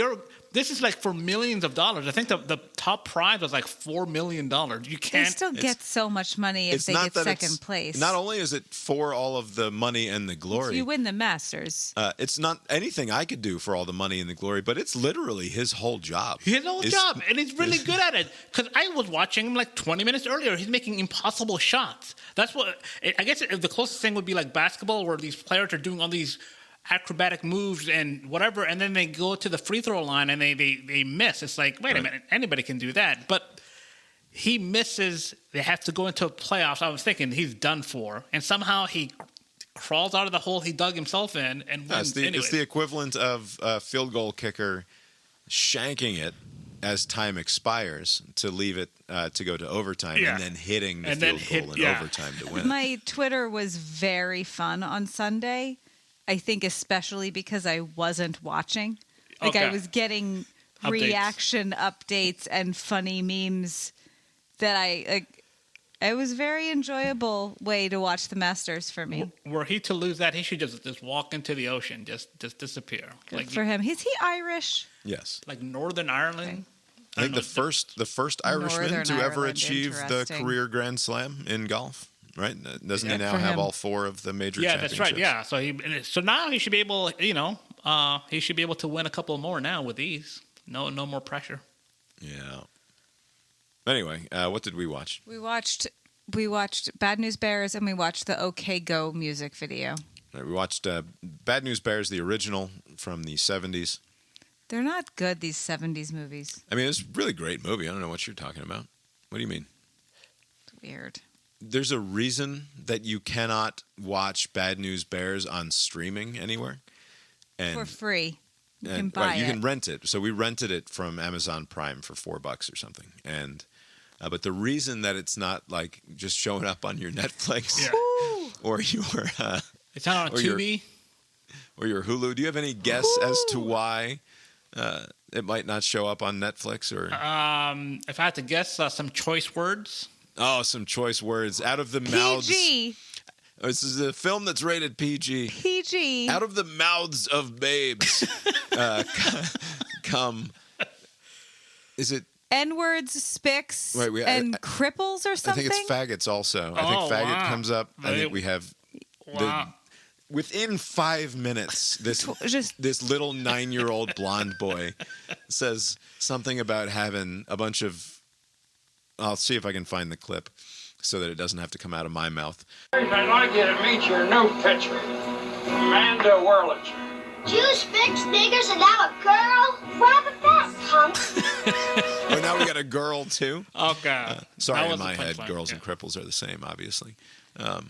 It's intense. But it also doesn't make sense as a movie. Why not? What? Why? We have this guy. He's drunk. We're having him coach a baseball team. Have you ever seen Walter Matthau's Bad News Bears from back in the day? I probably have, but I don't remember any of this. Yeah. It's not like Mighty Ducks, where there is a reason that Gordon Bombay... Oh, I mean, it's basically the Mighty Ducks. Yeah, it's basically the Mighty Ducks. Because the Mighty Ducks had the format there. The Mighty Ducks had the format, but they said, how about instead of for no reason, this guy who doesn't know how to coach hockey... He was an old ball player, and... But why? And then it's like... they turn around and are like, Because actually, he your needs team the sucks. money. You should go away. I'm sorry. This isn't a movie that was made fucking yesterday for Netflix where they have to spell everything out for you and explain the whole thing to you because you're going to be distracted. The Mighty Ducks was not made yesterday either. He gets arrested. He has to do community service. That's why he's doing this. In this movie... Buttermaker is doing this because he needs the money, because he needs fucking beer money. Yes, but why does the guy want him doing this? Because he's a known quantity in town. He's a known drunk in town. That's fine. Then when his team sucks, they're like, we want you to go away now. Like, well, they didn't think they were going to suck that much. They would bet 2 games. 1 game, I think, when they won. That's the thing. This is what I mean. The movie is not good. The movie makes no sense. No, you're wrong about that. It's a good movie. But it's a foundation for better movies, you know. Yes. Like the Mighty Ducks. Anyway, Walter Matthau is great, and the kids are an enjoyable rabble of awful. I mean, they've got Mexicans who don't speak any English. They don't speak at all. They just don't speak. So therefore, they don't speak at all. They have a black kid climb a tree. Oh, no. Oh, who's the racist? I gotta watch it. Hashtag who's the racist? The director of the movie? How do you know? What's wrong with a black kid climbing a tree? Taking off all his clothes and climbing a tree. He has no clothes on in the tree. Classic example of who's the racist. I gotta watch this movie. I forgot all of these. It's gonna cost you $4. Yeah.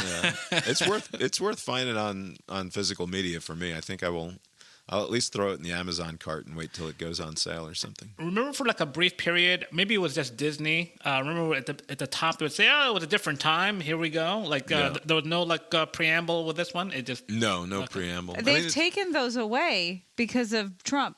Okay. It sort of comes out of nowhere. The deployment of the racial really slurs. It's out of nowhere. It's a PG movie. This kid's saying this stuff, and it was funny because I was like, at the end, I went to watch the preview for the Billy Bob Thornton Bad News Bears that came out in like 2005 or something, and because I remember that one being like, and this one won't be nearly as offensive. As I've seen that one, I remember it being okay. It's been a long time since I saw it, but I remember it being just fucking fine. And then we watched the preview, and it's like it's entirely oversexed. Like it's basically it's offensive in a different way. It's basically a gross it's out on purpose sex offensive. comedy, right? But it's right. It is purposefully trying to tweak or whatever in a way that Bad News Bears was just reflective of the unfortunate, It's just by accident offensive situation of the day. It was cool having a girl be the star pitcher, though. Yeah. And I like how sort of dirty and run down the Walter Matthau Buttermaker character is. Like, I appreciate the messiness of the Bad News Bears, both as a film and also as the world that it portrays. Well, that's like our little league. Yeah, not right, and it's not something that you see in popular media very often. Is that or The Sandlot? Yeah. This you said this was rated PG. Was this a family watch or just the two of you? Yeah, we all watched it together on Lori's birthday. That was what Lori wanted to do. Oh, happy Well, birthday, I wanted Lori. to go watch my kids play baseball. Yeah, baseball was canceled that night, and so we were stuck at home, and so we rented this movie instead. Nice. And then, OK Go, the pop rock band. That's what we did on Saturday night after 12 hours of baseball. Just, it came to your head, like, I want to hear that song? They had a new music So video. they had a new music video that they debuted. And okay. The song is good. They put out spectacular music videos, very high effort, try hard sort of music videos. And yeah, I know that they're known for that. So this is a new track that they have out? Yeah, and the song is fine. It doesn't. I mean, I'm glad that Lori liked it. It wouldn't be among my top 5 OK Go songs. Probably. Is it going to be in the Billboard game in the future? Do you think? Oh, certainly not. No. No, it's good, so it won't be on there. But yeah, it was a fine song, and the video was another very high effort, try hard type of video that looks absolutely wonderful. It's a very beautiful thing. Just using robots and mirrors, basically. Yeah, people too. And people. Lots of people. Lots of people. Do you think that they resent having to go this path? Like now, this expectation is set. You know, you got to. No, this is what they're doing. I imagine it almost like takes over the whole process, right? Though. Like because the songs so often feel like secondary players to the video. Like I can't even imagine what the process is. This is what they do now. Yeah, but it's cool. It's neat. It's certainly You a lane. should watch it on a TV, not on a small screen. Okay. Well, Abe's got one of those. He's finally upgraded to the world of large television. I just mean in general, like I would send it to our little chat, but don't watch it on a phone. Okay. It won't work. Do you remember, like, I want to say like 2007 to 2009 or so, one of the things that I wanted more than anything was to have a flat screen television on which I could like have my computer. Like I always had a wireless keyboard and wireless mouse because I wanted this big fuck. Like I just wanted my computer to talk to my television, right? Because it's the biggest screen in the room most of the time.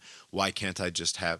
And now, like now you complain about the future. I know. I complain about our bogus future all the fucking time, and it is so trivially easy for me because I'm in the Android ecosystem in particular.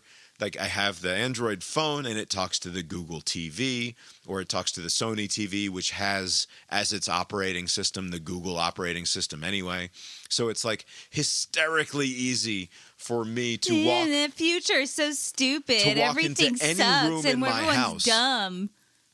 Literally like my kitchen or my living room or my bedroom or my basement office or my basement hangout room and just say, oh, this is on my phone. I don't want it on my fucking phone anymore. I'm going to be doing fucking push-ups or on the treadmill. Let's put it on the fucking TV. And it's just, a button? Yeah. Boop. It's Cast. great. Like, done. Yeah. It's fucking And amazing. your phone's like, which one? Which one do you want me to send it to?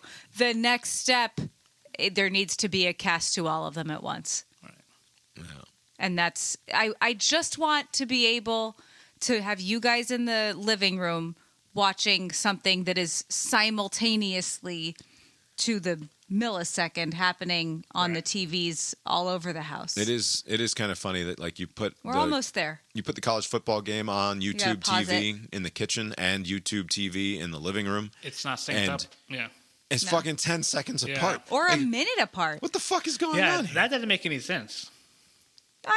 I've gotten very good at sticking my head into the dining room with the pause button ready to go. I've gotten good at it. Okay. But if I just have a cast to all. Yeah, that would be the next step. Did you watch the HBO zombie show? Not yet, no. Yeah, neither have we. I was in no mood. I'm not now either. I'm so tired. I had to write a fucking PTO email on Sunday night instead of watching the zombie show. So that's what we did. Abe, you got anything else for us tonight? Nope. Well, I guess that's all we've got for you tonight, then. We will talk to you next time. Later. By the way, happy birthday, Lori. Thanks. You feel I'm older? losing my fucking mind. Yes, I feel older. She's been so fucking miserable for like the last month because she was getting older by a year. Like she's. But you're still getting older every day. I couldn't think of the word "is" the other day. It wouldn't come out of my mouth. You know what they say. There's no better alternative to aging. No, they're not aging. It's not better because you're dead. I cannot identify with the angst about getting old at all. Like it's I just, couldn't think of the word "is." You should talk to a neurologist or something, probably. I'm gonna talk to a fucking OB is who I'm going to talk to. I lost my hair years ago. My memory's been shit forever. I've grown accustomed to feeling old since my 20s, so like this is smooth sailing. Yeah. I also the ego on Bob. Like you're never going to be like, "Oh wow, I'm not as sharp as I used to be." You're going to like, "Oh no, I'm still awesome. I'm great." Like you'll never admit when you're not good. I will recognize before anyone else does when I'm losing the fastball. I don't think that you will. You're not concerned that you'll be like that. What is it? The frog in the water that's getting ever warmer. You're just thinking. The good news is I have a fucking record of it, and I have to listen to the record of my brain. That's true. In order to put it out there. So, like, yeah. I mean, whatever. I don't care. Not looking forward to tomorrow. As it turns out, they told me when I signed up to have this tooth taken care of that I wouldn't be sedated. And so locally, you would get some sedation, right? Like there would be local anesthetic or whatever, but they said, it'll be fine. And I was like, so if I got this taken care of in the morning, would a person be able to coach a Little League baseball game that evening? And they said, yeah, you should be fine some hours later. I said, okay, great. We'll schedule it for such and such a date then, which is tomorrow. And now I have fucking baseball games tomorrow night. And then I get a call this afternoon from these people being like, yeah, we were just going over your thing and getting ready for your appointment tomorrow, and just want to make sure that you have a ride home afterwards since you'll be under sedation for the process. It's not the same as being put under. So you're like under general anesthesia, though, right? Is that what? Not general anesthesia. No. Okay. I think they're going to give me a him pill. Ketamine, probably. I think they're going to give me a pill, and then maybe I have to sit around for half an hour. They gave me ketamine. It was fucking incredible. Really, ketamine? What is the benefit of it? Like you just kind of You fucking don't care. The proceeding was created with 100% human content.